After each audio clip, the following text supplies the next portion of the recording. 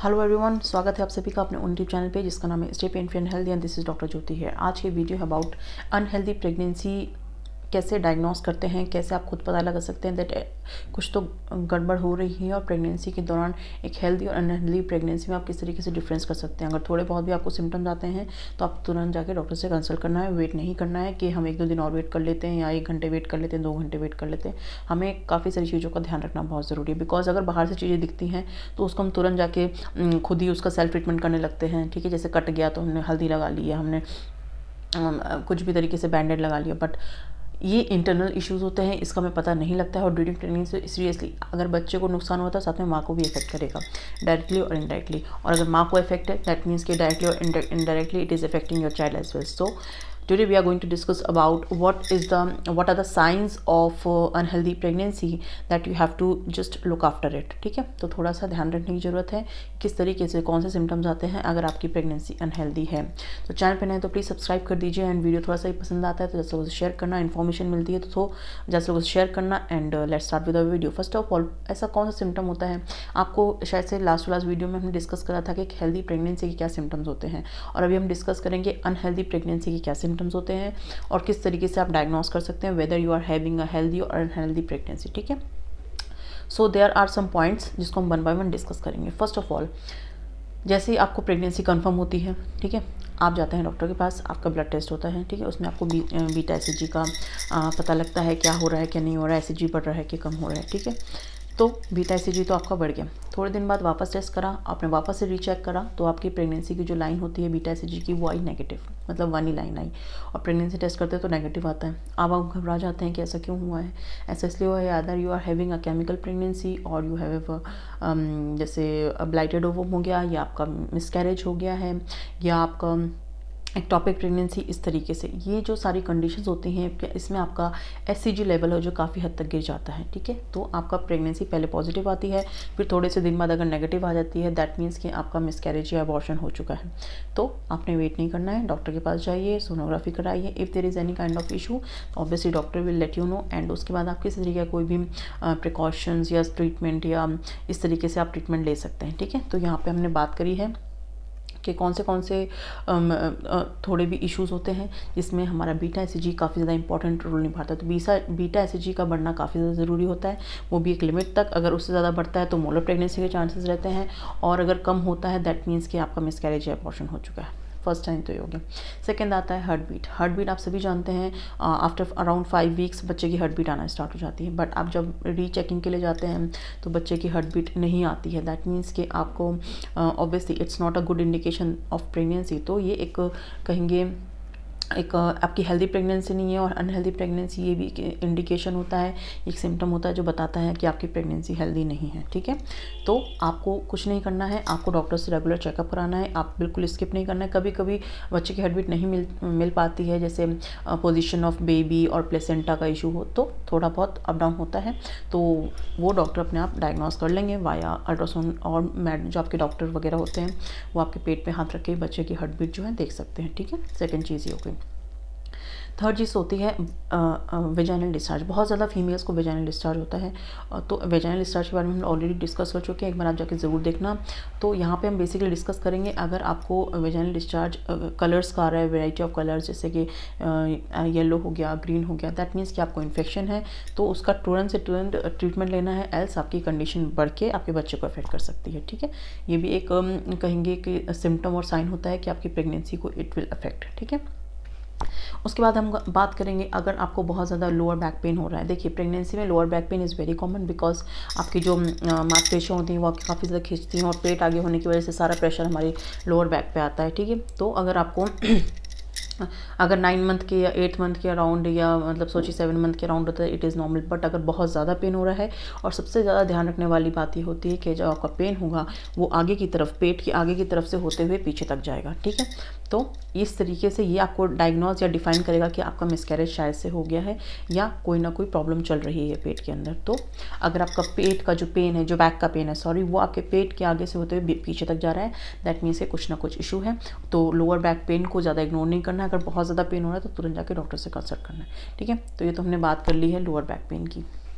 काफ़ी सारी फीमेल्स को एब्डोमिनल क्रैम्प्स आते हैं, जैसे कि थोड़ी देर के लिए क्रैम्पिंग होगी देन नॉर्मल हो जाएगा। ब्रैक्सटन हिक्स कॉन्ट्रैक्शंस में भी इस तरीके का ऐसा होता है, बट अगर जो आपके कॉन्ट्रैक्शंस हैं वो लगातार हो रहे हैं, दैट मीन्स कि कुछ ना कुछ प्रॉब्लम है ही।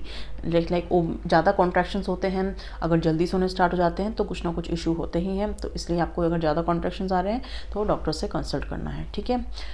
अब हम बात करेंगे अगर आपको वेजाइनल ब्लीडिंग हो रही है तो देखिए काफ़ी सारी फीमेल्स को वेजाइनल स्पॉटिंग और ब्लीडिंग होती है and it is very normal, but हमने इसको नॉर्मल नहीं समझना है अनटिल अनलेस आपका टाइम ड्यूरिंग फर्स्ट ट्राइमेस्टर है, तो इसको नॉर्मल मत समझिए। बिकॉज इस पे मैंने ऑलरेडी वीडियो बनाया है कि वेजाइनल ब्लीडिंग स्पॉटिंग क्यों होती है during first trimester of pregnancy. It is due to placenta previa, it is due to implantation bleeding, तो प्लेसेंटा एब्रप्शन, तो इन कंडीशंस में भी आपको ब्लीडिंग स्पॉटिंग होती है। तो अगर आपको होती है प्रेगनेंसी की ड्यूरिंग किसी भी टाइमेस्टर में तो आपको तुरंत जाके डॉक्टर से कंसल्ट करना है, एल्स कुछ ना कुछ प्रॉब्लम हो सकती है। थोड़ी बहुत स्पॉटिंग होती है तो इग्नोर मत करिए, डॉक्टर को जाके दिखाइए। आदर यू हैविंग प्लेसेंटा प्रीविया, उसमें भी आपको स्पॉटिंग होती है, ठीक है। तो अगर ज़्यादा होता है प्लेसेंटा प्रीविया तो बहुत ज़्यादा एक्सेसिव ब्लीडिंग हो सकती है और आपके बच्चे को भी इफेक्ट कर सकता है। तो it is not a normal thing, एक बार जाके जरूर से ज़रूर कंसल्ट करिए, ठीक है। उसके बाद हम बात करेंगे अगर प्लेसेंटा का प्लेसेंटल पोजीशन, अगर प्लेसेंटा पोजीशंस थोड़ी बहुत भी issue create just like placenta accreta, अगर प्लेसेंटा का सेपरेशन हो जाता है बच्चे के साथ तो सोचिए आपकी प्रेगनेंसी बहुत ही ज़्यादा अनहेल्दी है, इससे बच्चे को बहुत ज़्यादा इफेक्ट हुआ है और वो टर्मिनेशन हो सकता है प्रेगनेंसी का। तो ये इस चीज़ का आपको बहुत ध्यान रखना है, ठीक है। अगर आपको पेट में जैसे मैंने बताया क्रैम्प्स के साथ साथ अगर आपको बहुत ज़्यादा पेन हो रहा है प्लस आपको अलॉन्ग विद दैट बहुत ज़्यादा हैवी ब्लीडिंग हो रही है, दैट मीन्स के you are having a miscarriage, तो उसमें भी आपको डॉक्टर से तुरंत जाके कंसल्ट करना है, ठीक है। उसके बाद बहुत ज़्यादा इंपॉर्टेंट चीज़ आजकल देखी गई है जिसको कहते हैं इंट्रायूटेराइन ग्रोथ रेस्ट्रिक्शंस, मतलब बच्चे का ग्रोथ पेट में ही रुक गया है। इसमें मैं डिटेल में वीडियो बनाऊंगी। तो ये भी एक कारण होता है कि आपकी प्रेगनेंसी जो है अनहेल्दी है। अगर बच्चे का ग्रोथ ही नहीं होगा दैट मीन्स कि उसको इंट्रायूटेराइन ग्रोथ रेस्ट्रिक्शन है, बच्चे की ग्रोथ रुक गई है, तो वो ऑब्वियसली अपना प्रेगनेंसी टर्मिनेट हो सकती है। ये अदर किसी भी रीज़न की वजह से होती है, बच्चे की पोजीशन, प्लेसेंटल पोजीशंस, आपका शुगर, आपका बीपी, तो ये सारे कारण होते हैं इंट्रायूटेराइन ग्रोथ रेस्ट्रिक्शन से। Chromosomal abnormalities also results in this IUGR, ठीक है। तो ये भी एक रीज़न होता है। अब बात करेंगे abnormal fundal height. Fundal height मतलब पेट का साइज इंक्रीज होते जा रहा है, तो आफ्टर 6 वीक थोड़ा थोड़ा इंक्रीज होना चाहिए अलॉन्ग जैसे आपका टाइम होता है प्रेगनेंसी का उसके साथ साथ, बट अगर नहीं इंक्रीज होता है दैट मीन्स कि कुछ ना कुछ प्रॉब्लम है, ठीक है। अगर आपके ब्रेस्ट जो है कॉन्ट्रैक्शंस हो, मतलब ब्रेस्ट का साइज़ आप सभी जानते हैं प्रेगनेंसी के दौरान बढ़ता है। अगर ब्रेस्ट का साइज़ नहीं बढ़ रहा है, आपको हैवीनेस फील नहीं हो रही है, तो दैट मीन्स कि कुछ ना कुछ इशू है, मतलब आपकी प्रेगनेंसी में कुछ ना कुछ इफेक्ट हो रहा है। तो इसलिए आपको तुरंत जाके इस चीज़ को ऑब्जर्व करिए। फर्स्ट ऑफ ऑल ये नहीं कि ऐसा हुआ तो आप तुरंत जाकर डॉक्टर के पास चले गए, थोड़ा सा ऑब्जर्व करिए। अगर आपको ब्रेस्ट में टेंडरनेस जो पहले थी एकदम से रुक जाती है तो आपको डॉक्टर से कंसल्ट करना है। अब बात करेंगे किकिंग की। किकिंग एक अच्छा साइन एंड सिम्टम कहेंगे जो बच्चे को माँ से कनेक्ट करता है, मतलब एक अच्छी वाली फीलिंग आती है कि बच्चा पेट में हेल्दी है और हमको देखो किक मार रहा है, ठीक है। तो एक बॉन्डिंग होती है अलग ही।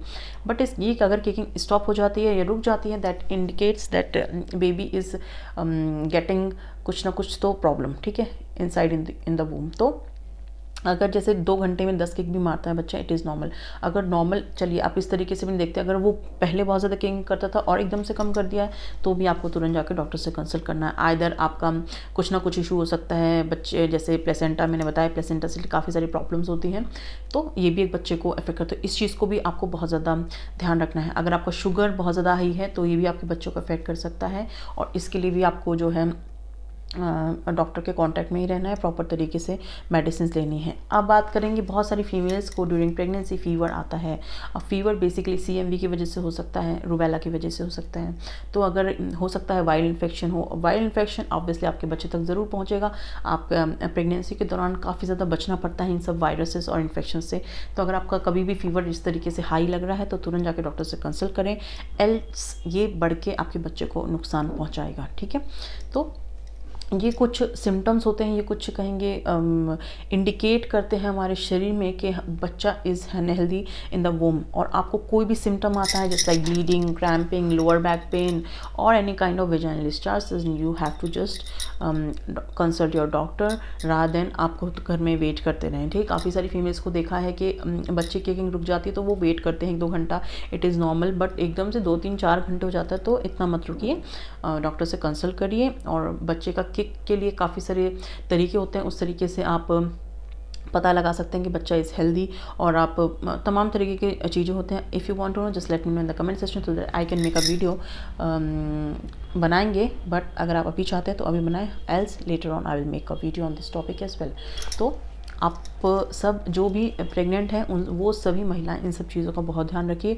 अगर कोई भी सिम्टम इस तरीके का दिखता है तो तुरंत जाकर डॉक्टर से कंसल्ट करना है, रादर देन खुद से ट्रीटमेंट करें, ठीक है। होप आप सभी को इस वीडियो से काफ़ी ज़्यादा इन्फॉर्मेशन मिली होगी, और इतनी सी भी इन्फॉर्मेशन मिलती है तो चैनल को सब्सक्राइब करिए एंड ज़्यादा से लोगों से शेयर करिए। एंड